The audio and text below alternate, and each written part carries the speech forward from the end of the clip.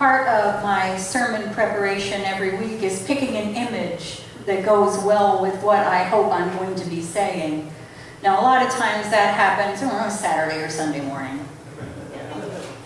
And Leah is wonderful about incorporating it into the slideshow. This week, Leah asked if I could do it a little bit early because she was going to be away with the high school youth. And I was really grateful that she had me do it early because listening, it was kind of a weird image to be looking for in the first place. I found this hound dog with, ears out to here. That was kind of cute.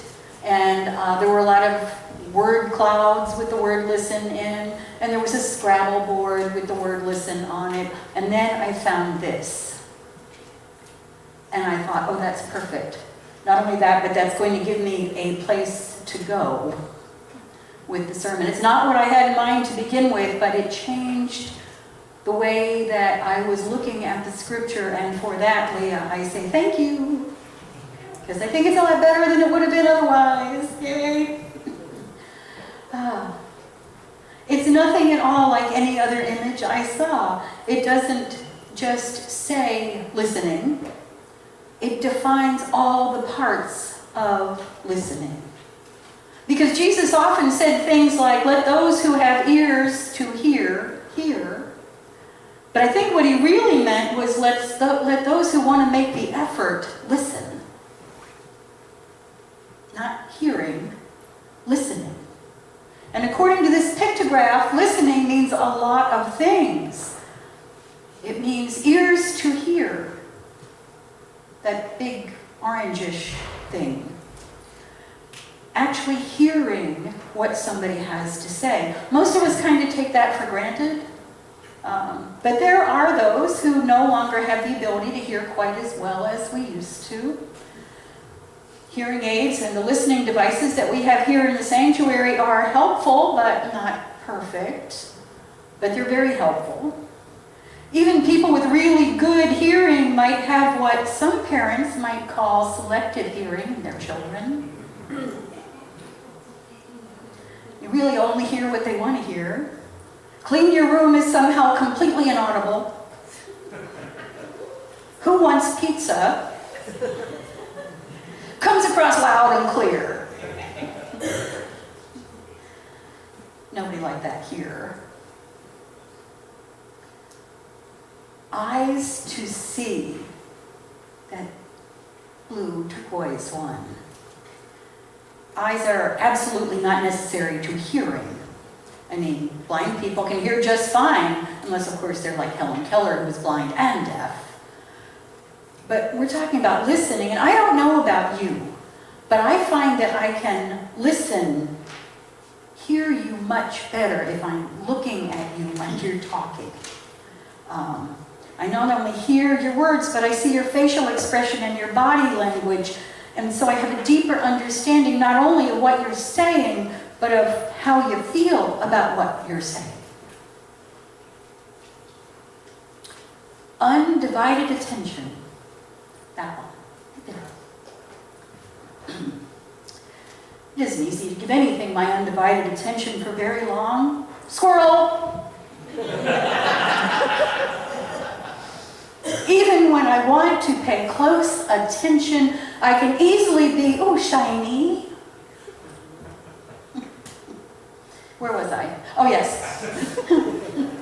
We are surrounded by all sorts of distractions, even when we're sitting in the audience of an intensely dramatic play. Oh, that lady's dress is pretty in that front row. Okay, I'll stop now. But seriously, giving someone our undivided attention means that we are really paying attention to what they have to say. As difficult as that may be, especially in this time of cell phones and wearables like my watch that tells me every time I get a text message, are constantly demanding our attention. And when live tweeting what's going on in an event is becoming more and more accepted as a way of including everybody in what's going on at that event, I was one of the people live tweeting General Assembly when the last time it was in Indianapolis. And, it meant everybody who was on my Facebook page got to hear everything I heard, because I was typing it in as fast as I possibly could. But what that meant was I was looking at my phone and not the stage, and I missed stuff. I was listening, I was hearing, but I wasn't really listening because I wasn't giving what was going on my undivided attention. Listening includes having a heart to feel. Heart. Heart to feel what's being said. Listening is about using more than just our physical senses. It includes allowing the other person's emotions in. It means having a bit of empathy for the speaker. It means responding from the heart, from the very seat of our being. An odd thing about empathy.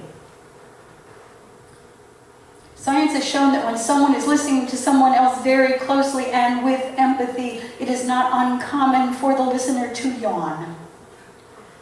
I know, we always think that yawning means you're bored, but that's not true.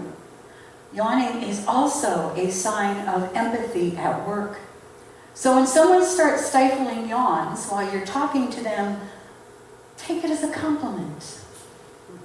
It means she's listening very closely with ears and eyes and undivided attention and heart. A mind to think. That gray symbol there. Mystery writer Agatha Christie wrote about a Belgian detective, Hercule Poirot, who solved crimes by using his little gray cells. Those who have never heard of Hercule Poirot should watch him on Netflix.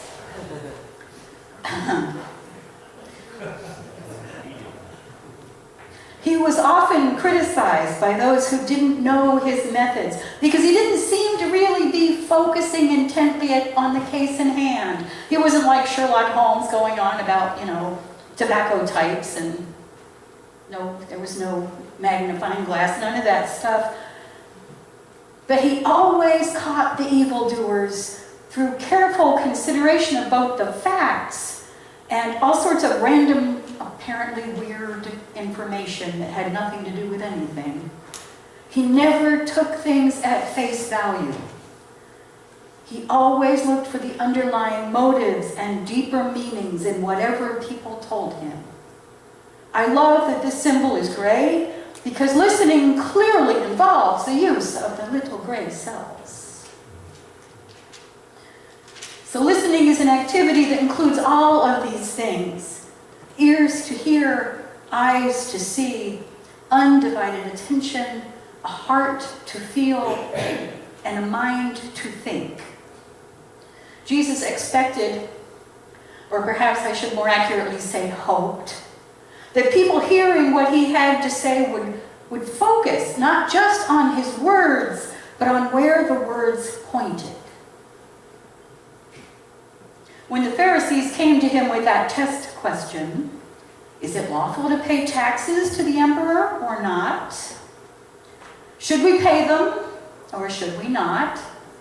They were trying to trick him into saying something treasonous, something that would allow them to go to the Romans and say, this man is preaching against the emperor. Do something. Get rid of it. But Jesus was much too smart for them. He said, give to the emperor what is his. Clearly, the coins were the emperor's. They had his face on them, after all. He managed to say, pay your taxes, without either upsetting the Pharisees or the people who were listening who were actively working against Rome, the rebels. That was a good trick. It was a lot like saying something today that all the Democrats and all the Republicans agreed with. So great. Pay your taxes.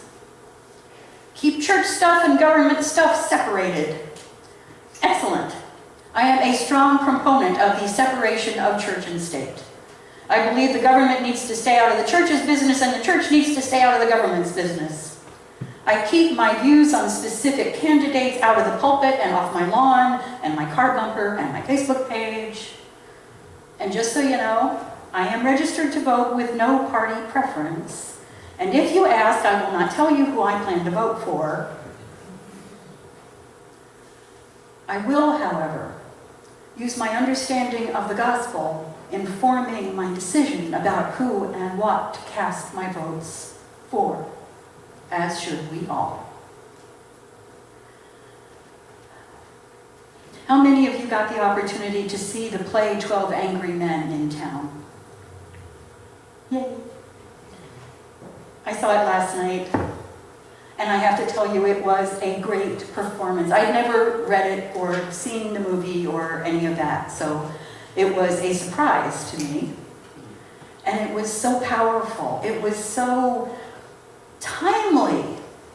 It talked about issues of race and prejudice and preconceived notions that had to be peeled away like the layers of an onion in order for each juror to see the possibilities.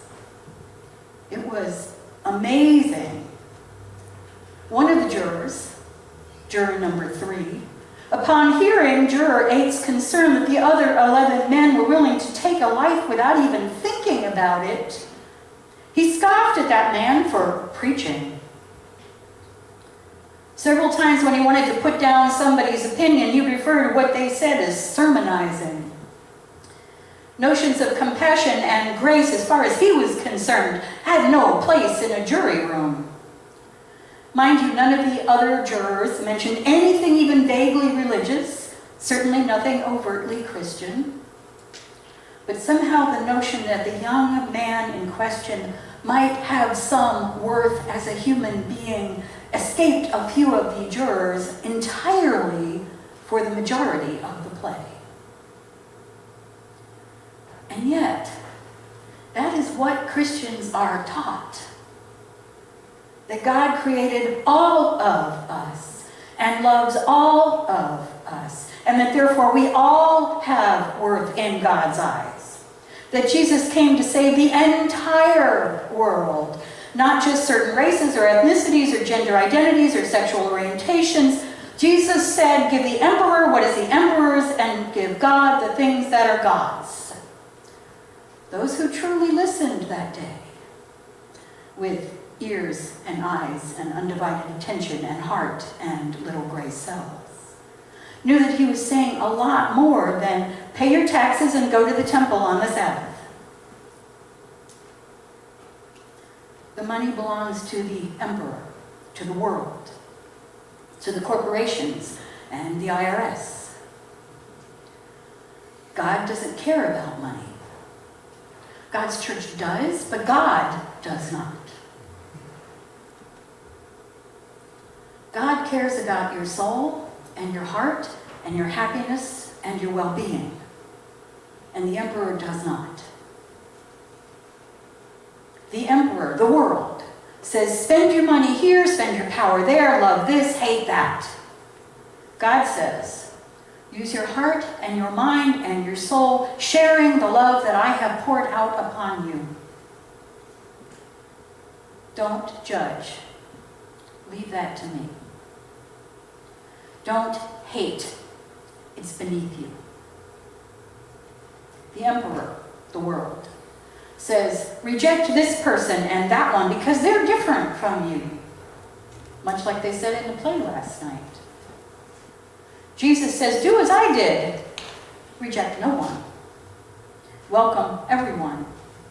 Help those in need. Don't ask why they need the help. Help them. Jesus said, in everything, do to others as you would have them do to you, for this is the law and the prophets. That would be Matthew chapter 7, verse 12.